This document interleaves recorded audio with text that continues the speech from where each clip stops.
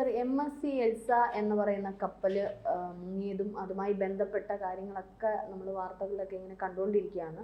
അത് ഏത് നിമിഷവും ഒരു ജലബോംബായിട്ട് തന്നെ നമ്മുടെ കടലിനടിയിൽ കിടപ്പുണ്ട്. അങ്ങനെ ഇരിക്കെ ഈ MSCയും വിഴിഞ്ഞൂർ തുറമുഖവുമായിട്ട് വല്ലാത്തൊരു അടുപ്പമുണ്ടെന്നും മാത്രമല്ല ഇനി ഈ കപ്പലിനെതിരെ, കപ്പൽ കമ്പനിക്കെതിരെ ഒന്നും കേസ് വേണ്ട എന്നുള്ള രീതിയിൽ നമ്മുടെ സംസ്ഥാന സർക്കാർ എത്തി. പിണറായി വിജയനും ഈ കമ്പനിയുമായിട്ട് എന്താണ് സർ? ഈ ഔദാര്യം എന്തിനാണെന്ന് എനിക്ക് മനസ്സിലാവുന്നില്ല. ഇപ്പോൾ ചീഫ് സെക്രട്ടറി ഇന്ന് രാവിലെ പറഞ്ഞിരിക്കുന്നു, അതായത് വിഴിഞ്ഞം കമ്പനിയും ഈ MSC ഷിപ്പിംഗ് കമ്പനിയും തമ്മിൽ നല്ല ബന്ധം. അതിനെന്താ ബന്ധമായിക്കോട്ടെ, അതിന് കേസ് കൊടുക്കുക എന്നുള്ളത് നിയമപരമായിട്ടുള്ളൊരു ബാധ്യതയാണ്. നമ്മുടെ കടൽ തീരത്ത് നമ്മുടെ ആൾക്കാർ മത്സ്യബന്ധനത്തിന് പോകുന്ന മേഖലയിൽ നമ്മുടെ ആൾക്കാരുടെ സഞ്ചാര പരിധിക്കുള്ളിൽ ഈ കപ്പൽ വീണതിൻ്റെ ഫലമായിട്ടുണ്ടായിരുന്ന വിഷമാലിന്യങ്ങൾ, കാർഗോകളുടെ എണ്ണത്തിൽ പോലും 3 എണ്ണത്തിൻ്റെ വ്യത്യാസം കാണുന്നു. കൃത്യമായ കണക്ക് കോടതിക്ക് പോലും കൊടുക്കാൻ ഈ ഗവൺമെൻറ്റിന് കഴിയാത്ത ഒരു ആശയക്കുഴപ്പം സൃഷ്ടിക്കപ്പെട്ടിരിക്കുന്നു. കണ്ടെയ്നറുകളിൽ എന്തൊക്കെയാണെന്നുള്ളതിനും ശരിയായിട്ടുള്ള മറുപടി കിട്ടിയിട്ടില്ല. കാൽസ്യം കാർബൈഡ് ആണെന്ന് പറയുന്നു. കാൽസ്യം കാർബൈഡ് എന്ന് പറഞ്ഞാൽ കൊടും വിഷം തന്നെയാണ്. മത്സ്യം കഴിച്ചു കഴിഞ്ഞാൽ അത് ഡയറക്റ്റ് അല്ല, മനുഷ്യനല്ല കുഴപ്പം വരിക.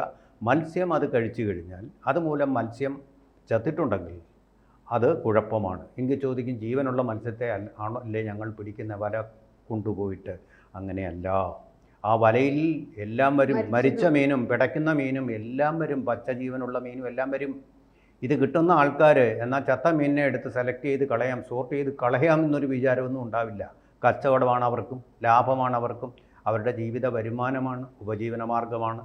അപ്പോൾ ആ രീതിയിൽ ചിന്തിക്കുമ്പോൾ ഇതൊന്നും കളയാൻ പറ്റില്ല, ഇതെല്ലാം വിൽക്കപ്പെടും. ഇത് നമ്മളുടെ കുടലിലേക്ക് വരികയും ചെയ്യും. അപ്പോൾ ഈ കടൽ മലിനമാക്കുന്നത് കൊണ്ട് വരുന്നത് കുടലിനുള്ള ദൂഷ്യങ്ങളാണ്. ഇപ്പോൾ ചീഫ് സെക്രട്ടറിയെ പോലുള്ള ഉയർന്ന ഉദ്യോഗസ്ഥർക്ക് അല്ല പുറത്തുനിന്നുള്ള മീനൊക്കെ വാങ്ങിച്ച് വരുത്താനും ഒക്കെയുള്ള സാമ്പത്തിക ശേഷിയൊക്കെ ഉള്ളതുകൊണ്ട് അവർക്ക് തൽക്കാലം ഇതൊരു ഭീഷണിയാവുന്നില്ല. പക്ഷെ പാവങ്ങൾ, ഈ കടൽ തീരത്ത് തന്നെ താമസിക്കുന്ന പാവങ്ങൾ ഉൾപ്പെടെ, ഈ മത്സ്യം എന്ന് പറയുന്നത് ഒരു സ്റ്റേപ്പിൾ ഫുഡാണ് കേരളത്തിൽ, നിത്യ ആഹാരത്തിൻ്റെ ഭാഗമാണ്. അതിൻ്റെ ഭാഗമായിട്ട് നമുക്ക് ഉൾനാടൻ മത്സ്യസമ്പത്തിനെ ആശ്രയിക്കാനുള്ള ഒരു സ്ഥിതി നമുക്കില്ല എന്നതുകൊണ്ട് ഈ മത്സ്യത്തിനെ ആശ്രയിക്കേണ്ടതായിട്ട് വരും. ആശ്രയിക്കുമ്പോൾ അതിലെ വിഷം നമ്മുടെ ഉള്ളിലേക്ക് പകരും.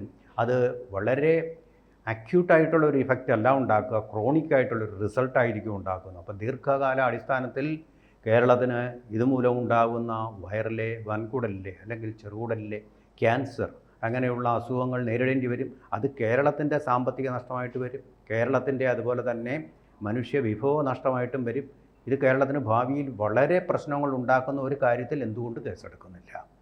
ഇതിനൊക്കെ അന്താരാഷ്ട്ര നിയമങ്ങളുണ്ട്, കേസെടുക്കണമെന്നൊക്കെ. ഇങ്ങനെ ഒരു കപ്പൽ മറിഞ്ഞു കഴിഞ്ഞാൽ കേസ് ഉണ്ടാവണമെന്നുള്ളത് നിർബന്ധമാണ്. അതെന്തുകൊണ്ട് ചെയ്യുന്നില്ല? അപ്പോൾ ഈ ഫ്ലാഗ് ഏത് രാഷ്ട്രത്തിൻ്റെ പേരിലാണോ ആ രാഷ്ട്രത്തിനെതിരെയാണ് കേസെടുക്കേണ്ടത്. ഇതിപ്പോൾ ലൈബീരിയയുടെയാണ് ഫ്ലാഗ് വന്നിരിക്കുന്നത്. ലൈബീരിയ പതുക്കെ സൂത്രത്തിൽ ഇതിൽ നിന്ന് അങ്ങ് ഒഴിഞ്ഞു മാറി. അങ്ങനെ ഒഴിഞ്ഞു മാറാൻ പറ്റുന്നതല്ല, അത് ചോദ്യം ചെയ്യണം. ഇത് തീർച്ചയായിട്ടും അല്ലെങ്കിൽ നാളെ മാത്രമല്ല ഈ ഒരു ഇതിന്റെ എണ്ണപ്പാടകൾ ഇതിന്റെ അതിനെ റിമൂവ് ചെയ്യാനുള്ള എന്തുമാത്രം ചെലവുകൾ നമുക്കായി. ഇതിന്റെ ബാക്കിയുള്ള ഓരോ ഇത് പിടിക്കാൻ എത്ര ദിവസം നമ്മുടെ നേവി ഉൾപ്പെടെയുള്ള എത്ര സന്നാഹങ്ങൾ നമ്മുടെ എത്ര കോടി രൂപയാണ്. ഇതിനടിയിൽ കിടക്കുന്ന ഈ സാധനം എങ്ങനെ എടുക്കണമെന്നുള്ള ഒരു ഇത് പോലും അറിഞ്ഞൂടെ. അപ്പൊ നഷ്ടങ്ങൾ നമുക്കുണ്ട്. ഇത് മൂലം ഇത് ഒഴുകിക്കിടന്നാൽ പല വള്ളങ്ങൾക്കും ബോട്ടുകൾക്കും ഇത് പ്രശ്നം വന്ന് അതുങ്ങൾക്ക് നഷ്ടം ഉണ്ടാവാൻ സാധ്യതയുണ്ട്. അപ്പോൾ ഇത്തരത്തിൽ നിരവധി പ്രശ്നങ്ങൾ നിലനിൽക്കെ MSC കമ്പനിയുമായിട്ടുള്ള പിണറായി വിജയന്റെ ചർച്ച കാരണം ഇവർ തമ്മിലുള്ള വല്ലാത്തൊരു അടുപ്പമാണ് എന്നുള്ളതാണ് പുറത്തു വരുന്നത്. ഇവർ തമ്മിൽ എന്താണ് ഈ അനാവശ്യമായിട്ടുള്ള അടുപ്പം? അത് മൂലം നമുക്കുണ്ടാവുന്നത്, നമ്മുടെ സംസ്ഥാനത്തുണ്ടാവുന്ന നഷ്ടം സാറ് പറഞ്ഞതുപോലെ കാൽസ്യം കാർബൈഡ് അല്ലേ, അത്തരത്തിലുള്ള ഒരു വിഷവസ്തു തന്നെയാണ്. അപ്പൊ അത് ഏത് നിമിഷവും അത് പുറത്തേക്ക് വരാൻ സാധ്യതയുണ്ട്, അത് ചിലപ്പോൾ പൊട്ടിത്തെറിക്കാൻ സാധ്യതയുണ്ട്, അതുമൂലം നമുക്ക് വലിയ ദൂഷ്യങ്ങൾ ഉണ്ടാവാൻ സാധ്യതയുണ്ട്. എന്നാലും അത് നമുക്ക് ദൂഷ്യം തന്നെയാണ്. ഇപ്പോൾ തന്നെ ഏത് തരത്തിൽ നമുക്കത് ഈ മത്സ്യസമ്പത്തിനെ ബാധിച്ചിട്ടുണ്ടെന്ന് പോലും അറിഞ്ഞൂടാ. അപ്പോൾ ഇവർ ഈ പറയുന്ന തുകയ്ക്ക് നഷ്ടപരിഹാരത്തിനപ്പുറം നിൽക്കുമോ? ഒരു കേസുമായിട്ട്, കാരണം ഇതിന്റെ പിന്നിലുള്ള അന്വേഷണം നടത്തേണ്ടതായിട്ടുണ്ട്. ഇതെങ്ങനെയാണ് മറിഞ്ഞത്? അങ്ങനെ ഒരു കപ്പൽ മറിയണമെങ്കിൽ അതിൻ്റെ അശാസ്ത്രീയമായിട്ടുള്ള പല കാര്യങ്ങൾ കാണും. ഇതൊന്നും അന്വേഷിക്കാതെ അവർ തമ്മിൽ ഒരു ധാരണയെത്താൻ നമ്മുടെ സർക്കാരാണോ രാജ്യം ഭരിക്കുന്നത്? അത് സർക്കാരിന് ഏകഭാരമായിട്ടുള്ള തീരുമാനം എടുക്കാനുള്ള ഇതുവല്ലം ആരെങ്കിലും കൊടുത്തിട്ടുണ്ടോ? ഇല്ല, തീർച്ചയായിട്ടും അത് വളരെ പ്രസക്തമായിട്ടൊരു ചോദ്യമാണ്. ഇപ്പോൾ തന്നെ ഷിപ്പിംഗ് കോർപ്പറേഷൻ ഓഫ് ഇന്ത്യ അവരാണ് ഇതിൻ്റെ റെഗുലേറ്ററി അതോറിറ്റി. അവരിപ്പോൾ അന്വേഷണം പ്രഖ്യാപിച്ചിട്ടുണ്ട്. ആ അന്വേഷണത്തിൽ നിന്നുള്ള ഫലങ്ങൾ വരട്ടെ. ആരുടെ കുറ്റമാണ് ഇപ്പോൾ നമ്മൾ ഈ കമ്പനിക്കെതിരെ കേസെടുക്കേണ്ടത്? ആരാണോ ഇതിലെ കുറ്റക്കാർ അവർക്കെതിരെ കേസെടുക്കേണ്ടതല്ലേ, നടപടിയെടുക്കേണ്ടതല്ലേ? നഷ്ടപരിഹാരം മതി എന്ന് പറഞ്ഞാൽ കേസെടുക്കാതെ ആരും നഷ്ടപരിഹാരം തരില്ല.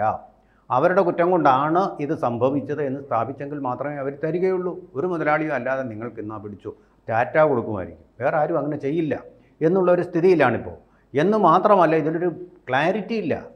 എത്ര കാർഗോകളാണ്, കണ്ടെയ്നറുകളാണ് പോയിരിക്കുന്നത് എന്നുള്ളതിനെക്കുറിച്ച്. ബാരലുകൾ ഇപ്പോഴും കടലിൽ ഒഴുകി നടക്കുകയാണ്, അനധികൃതമായിട്ട് ഇങ്ങനെ ഒഴുകി നടക്കുകയാണ്. ഞാൻ പ്രധാനമായിട്ട് പറയാനുള്ള കാരണം വിഴിഞ്ഞം തുറമുഖം പോലുള്ള ഒരു അന്താരാഷ്ട്ര തുറമുഖം നമ്മുടെ കേരളത്തിൽ, നമ്മുടെ കൊച്ചു കേരളത്തിലാണ് ഇപ്പോൾ ഉള്ളത്. അപ്പൊ ഇത്തരത്തിലുള്ള അയവുകൾ കൊടുക്കുമ്പോൾ നാളെ ഇത്തരത്തിലുള്ള കാര്യങ്ങൾ നമ്മുടെ സംസ്ഥാനത്ത് ഉണ്ടാവാൻ സാധ്യത. അപ്പൊ നാളെ ഇതേ സർക്കാർ ആണ് ഭരിക്കുന്നതെങ്കിൽ, ഉണ്ടാവാതിരിക്കട്ടെ, പക്ഷെ പിണറായി സർക്കാരാണ് അല്ലെങ്കിൽ മറ്റ് UDF സർക്കാരാണെങ്കിലും BJP സർക്കാരാണെങ്കിലും അവർ ഇത്തരത്തിലുള്ള അയവുകൾ ചെയ്യുമ്പോൾ നമ്മുടെ കടൽ സമ്പത്തിനും അല്ലെങ്കിൽ നമ്മുടെ സംസ്ഥാനത്തിന് അല്ലെ അത് ബാധിക്കാൻ സാധ്യത വരുന്നത്. കാരണം ഇതിപ്പോ ഒരു അയവ് കൊടുക്കുകയാണ്. MSCയുമായിട്ട് നേരിട്ടുള്ള ഒരു ഇടപാട് കാരണം, പിണറായി വിജയനുമായിട്ടുള്ള ഒരു ഇടപാട് കാരണം അവരെന്ത് ചെയ്യുന്നു, താൽക്കാലിക നഷ്ടപരിഹാരം. ഈ നഷ്ടപരിഹാരം വാങ്ങിച്ച് സംസ്ഥാന സർക്കാർ മാത്രം അങ്ങ് തീരുമാനിച്ചാൽ മതിയോ? അതെ, അതായത് ഏകപക്ഷീയമായിട്ടുള്ളതും സംശയത്തിന് വിധേയമായതുമായ തീരുമാനമാണ്. ഇതുകൊണ്ടാണ് സംശയം തോന്നുന്നത് ഇവർ തമ്മിൽ എന്തോ ഒരു ലിങ്ക് ഉണ്ടോ എന്നൊരു തോന്നൽ വരുന്നത്. ഏത് കാര്യത്തിനും കേസെടുക്കണം, നടപടിയെടുക്കണം എന്നൊക്കെ പറയുന്ന മുഖ്യമന്ത്രിയും ഇത് കേസ് വേണ്ട, അവർക്കൊരു സൗജന്യം അങ്ങ് വെച്ച് കൊടുക്കുക, നല്ല ബന്ധമാണെന്ന് പറഞ്ഞിട്ട്. അപ്പോൾ മുഖ്യമന്ത്രിയുമായിട്ട് ബന്ധമുള്ളവർക്ക് ആർക്കും എതിരെ കേസെടുക്കില്ലേ? അപ്പോൾ പ്രതിപക്ഷം പറയുന്നത് ശരിയാണ്, സ്വജനപക്ഷപാതമാണ് ഇവിടെ കാണിക്കുന്നത്. ഇവിടെ ഇപ്പോൾ ഇപ്പോൾ അടുത്ത കപ്പൽ വരികയാണ്. MSC സീരീസിലെ കരോലിന എന്ന് പറയുന്ന കപ്പൽ വരികയാണ്. MSC സീരീസിൽ ലോകത്തിലെ ഏറ്റവും വലിയ കപ്പലുകൾ 6 കപ്പലുകളുണ്ട്. ഒന്നല്ല, 6 കപ്പലുകളുണ്ട്. ആ കപ്പലുകളിൽ ഏറ്റവും വലുതെന്ന് വിശേഷിക്കപ്പെടുന്ന കടൽ റാണിയാണ് ഈ കരോലിന എന്ന് പറയുന്ന കപ്പൽ.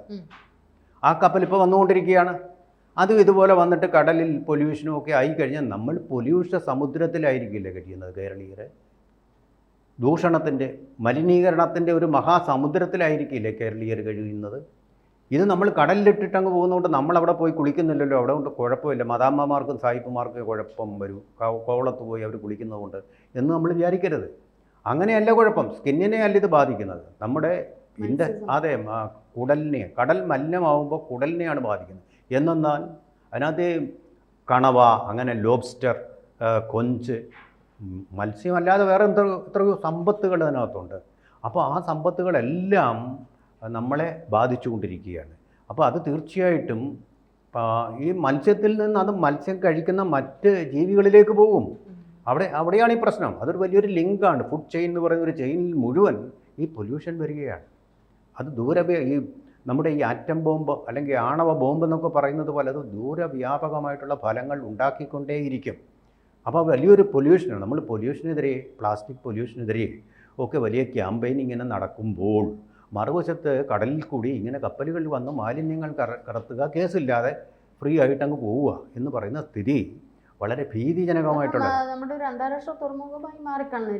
രാജ്യങ്ങൾ, അത് ലോക ശ്രദ്ധയെ ആകർഷിക്കുന്ന ഒരു തുറമുഖമാണ്. അപ്പോൾ ഇവിടെ ചില കർശന നടപടികൾ സ്വീകരിച്ചില്ലാന്നുണ്ടെങ്കിൽ നാളെ ഈ അനധികൃതമായിട്ടുള്ള, അശാസ്ത്രീയമായിട്ടുള്ള ഇത്തരത്തിലുള്ള ഈ ഒരുപാട് വസ്തുക്കൾ കൊണ്ടുവരികയും ഓവറായിട്ടുള്ള ലോഡിംഗ് ഒക്കെയാണ് ഇതിന് കാരണമെന്ന് പറയുന്നു. ഇതിന് കപ്പലിന് തകരാറുണ്ട്. പക്ഷെ ഇതൊക്കെ വിഴിഞ്ഞം തുറമുഖം എന്തിനാണ്? ഇതൊക്കെ നോക്കിയും കണ്ടിട്ട് വേണ്ട അടുത്ത കൊച്ചിയിലോട്ട് അവർ നോക്കാൻ.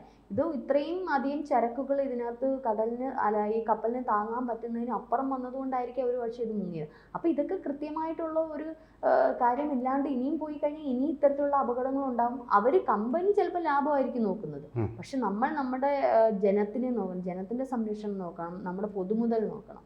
അപ്പോൾ ഇത് മൂലം നമുക്കുണ്ടായ നഷ്ടം ഒരിക്കലും ആ കമ്പനി നികത്തത്തില്ല. നഷ്ടപരിഹാരം എന്ന് പറഞ്ഞാൽ ഇനിയിപ്പോൾ ഇവർ തമ്മിലുള്ള അഡ്ജസ്റ്റ്മെൻ്റ് ആണെങ്കിൽ കുറച്ച് എന്തെങ്കിലുമൊക്കെ തന്നു, ബാക്കി സംസ്ഥാന സർക്കാരിൻ്റെയും കേന്ദ്ര സർക്കാരിൻ്റെയും ഇതിൽ നിന്ന് വേണം എടുത്ത് ചിലവാക്കാൻ. ഇനി ഇതിനകത്ത് സാറ് പറഞ്ഞതുപോലെ എന്തെങ്കിലും ഒരു ഈ പൊട്ടിത്തെറിയോ അങ്ങനെയൊക്കെ ഉണ്ടായിക്കഴിഞ്ഞാൽ എന്തോരം നഷ്ടങ്ങളാണ് നമുക്കുണ്ടാകുന്നത്. അത് തന്നെയല്ല, ഈ MV കൈരളി എന്ന് പറയുന്ന നമ്മുടെ ഒരു ഷിപ്പ്, അത് 1976 മർമഗോവയിൽ നിന്ന് നമ്മൾ ജർമ്മനിയിലേക്ക് അയച്ചത് അവിടെ ചെന്നിട്ടില്ല. ഇന്ധനം നിറയ്ക്കണമെന്ന് നിർദ്ദേശിച്ചിരുന്ന ജിബൗട്ടിയിലും അത് പോയിട്ടില്ല. എവിടെ പോയെന്ന് ഇതുവരെ നമ്മൾ കണ്ടുപിടിച്ചിട്ടില്ല.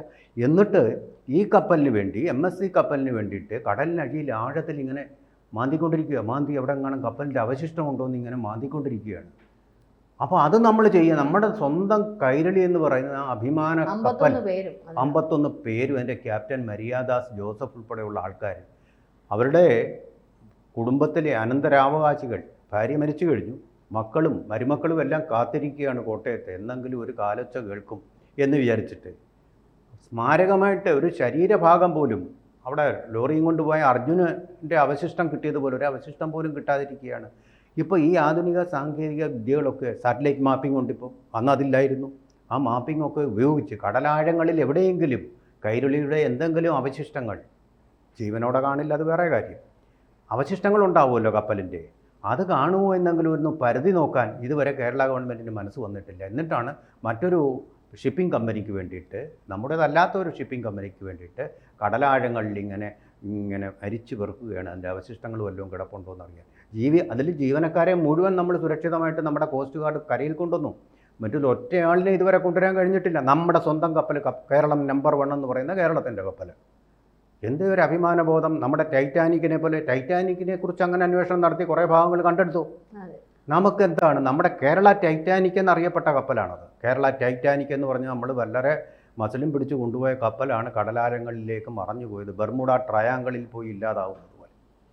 അതിനെക്കുറിച്ച് ഒരു അന്വേഷണത്തിന് ഇത്രയും ജാഗ്രതയില്ലല്ലോ. MSCയോട് കാണിക്കുന്ന ഒരു ആഭിമുഖ്യം നിങ്ങൾ എന്തുകൊണ്ട് MV കൈരളിയോട് കാണിച്ചില്ല എന്നുള്ള ചോദ്യം വളരെ പ്രസക്തമായി വരികയാണ് ഈ അവരുടെ സമീപനം കാണും.